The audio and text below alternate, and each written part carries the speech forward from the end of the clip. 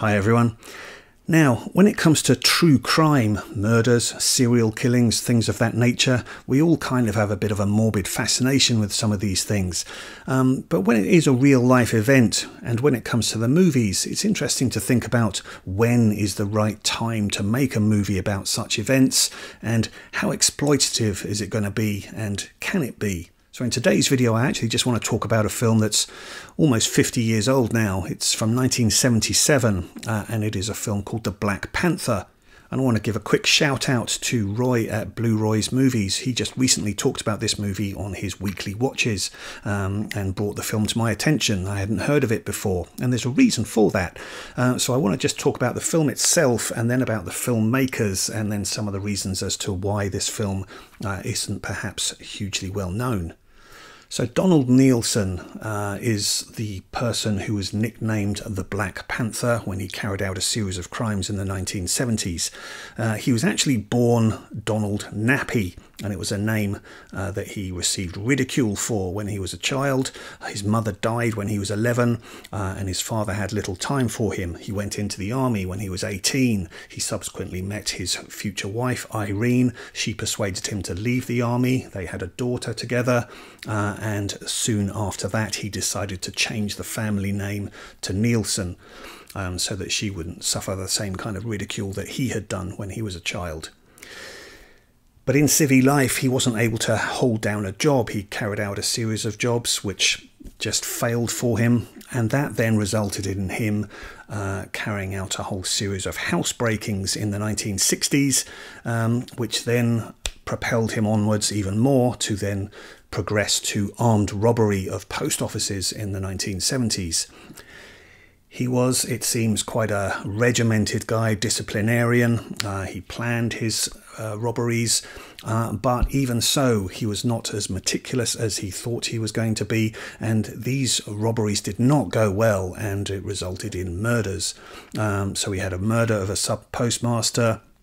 He was seen during that first robbery, an identikit was done of him, and the hunt began. But he carried on with these robberies of post offices. Further murders happened, rewards went up to try and see if he could be found. But still, he progressed with more and more of these post office attacks and robberies.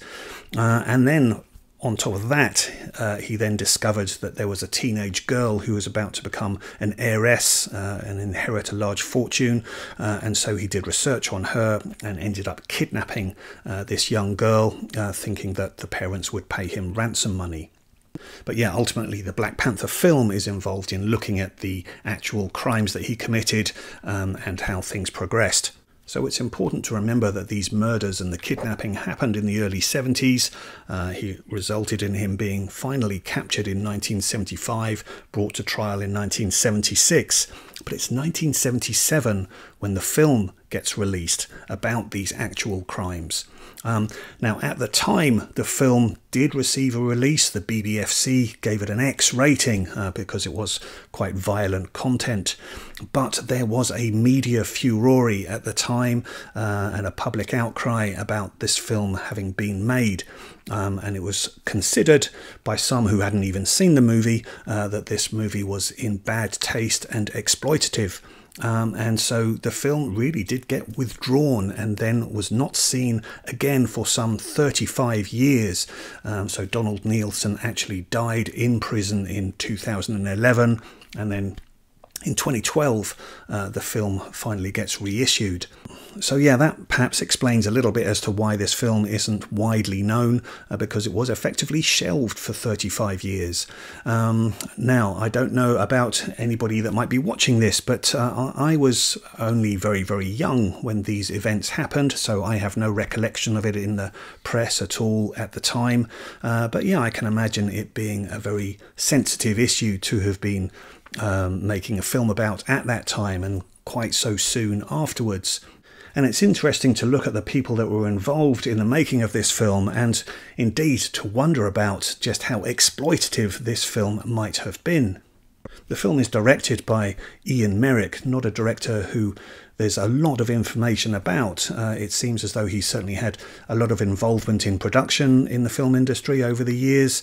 But when you go back to his early days, yeah, he was involved in some kind of exploitation type movies, including one called The Smoke and the Flesh, which was directed by the person who ended up doing the cinematography on this film, Joseph Mangin. Joseph Mangin is also involved in a lot of exploitation type films and low budget films, things such as Q, the Winged Serpent, and he went on to do cinematography on movies such as Alligator, Alligator 2, Exterminator 2.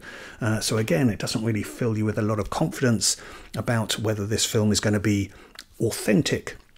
And then the writer and production manager on this as well is Michael Armstrong. And once again, his history is really starting off in sex comedies that were directed by Martin Campbell, the future James Bond director, such as The Sex Thief and Eskimo Nell.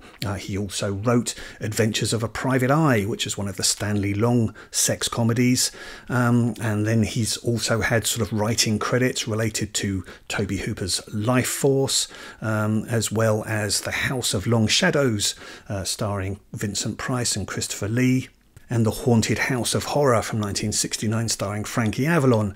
So again, when you look at that filmography, it's not really filling you with a lot of hope that this film is going to be authentic and true to actual events. However, what we have here is actually a really fascinating film and a really well-made film. It seems as though initially the team were hoping to make an exploitation film about the thought of an ex-army guy just going on the rampage. And it was then that they became aware of the actual real-life events that were going on, and so changed their tune and to focus on the actual crimes of Donald Neilson. They worked with a legal team to make sure that what was shown on the screen was as factual as possible, almost like a Crime Watch reenactment, if you like. But I'm a lot more polished than that. This is a really well-produced film, really well shot and really well acted. The main actor, so the person playing Donald Neilson, is played by Donald Sumpter. He is a character actor that's worked in TV and film for decades now. In fact, he's got these very defined features that almost make him look like some kind of regimented person, maybe a colonel and things like that. And in fact, I think he's played officers in certain TV shows and movies, including being in K-19, The Widowmaker. He was also in Chernobyl, the TV series from a few years ago, as well as acting as Maester Luwin in Game of Thrones.